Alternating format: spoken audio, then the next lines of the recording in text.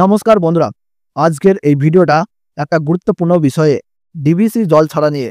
প্রতি বছর বর্ষাকালে এই একই ঘটনা বাংলার হাজার হাজার মানুষের জীবনে বিপদ ডেকে আনে।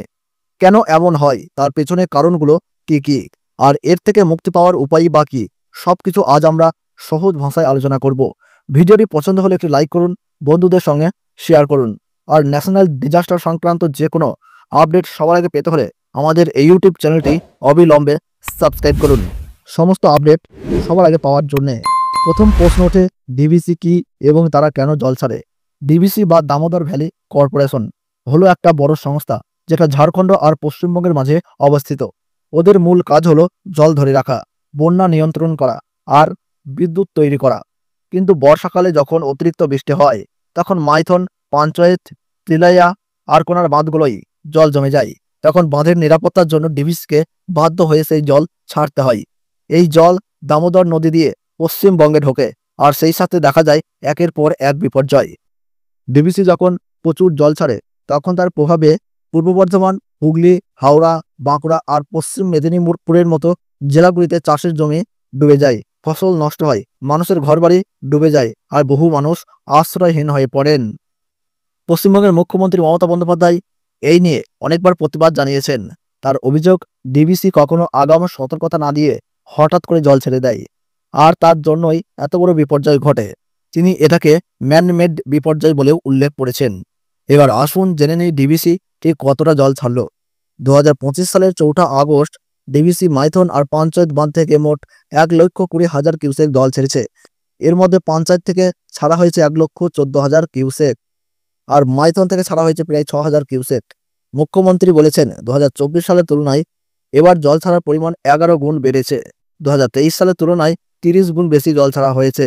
পরিসংখ্যান বলছে 2024 সালের জুন জুলাইয়ে ছাড়া হয়েছিল 4,553 লক্ষ কিউসেক মিটার জল, আর 2025 সালে সেই সংখ্যাটা দাঁড়িয়েছে 50,287 লক্ষ কিউসেক মিটার। ডিভিসি তো জল ছেড়ে দিয়েছে, তাহলে আমরা এই বেড়াজাল থেকে মুক্তি পাবো কিভাবে? প্রথমত, রাজ্য ও কেন্দ্র সরকারের মধ্যে আরও ভালো যোগাযোগ দরকার।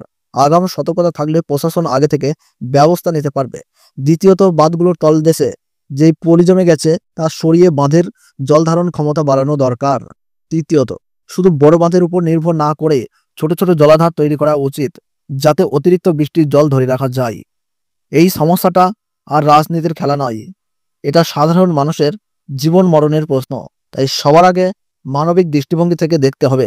সরকার, প্রশাসন আর জনগণের মিলিত উদ্যোগেই এই সমস্যার স্থায়ী সমাধান সম্ভব।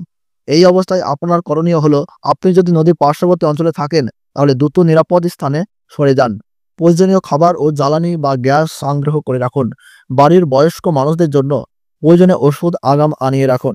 প্রয়োজনীয় জিনিসপত্র যেমন মোবাইল ফোন ইত্যাদি চার্জ দিয়ে রাখুন। যা পরিমাণ জল ছাড়া হয়েছে তাতে 2000 সালের মতো বন্যা হতে আর দেরি নেই। তাই আপনাদের সবাইকে অনুরোধ থাকলো, প্রশাসনের কথা মেনে চলুন। জল বাড়লে নদীর কাছে যাবেন না। প্রয়োজনীয় খাবার ও জিনিসপত্র মজুত রাখুন, কারণ বন্যা কখনো বলে আসে না। আপনার সাবধানতা সম্পূর্ণ আপনার উপর নির্ভর করে। আজকের ভিডিওটি এখানেই শেষ করছি। পছন্দ হলে একটি লাইক করুন, আপনজনদের সঙ্গে শেয়ার করুন। যে ঘটনা কেউ তুলে ধরে না, তা আমরা তুলে ধরি আপনাদের সামনে। আমাদের চ্যানেলটি এখনই সাবস্ক্রাইব করুন ভবিষ্যতের আপডেট সবার আগে পাওয়ার জন্য। তাহলে সকলে সুস্থ থাকুন, ভালো থাকুন। ধন্যবাদ।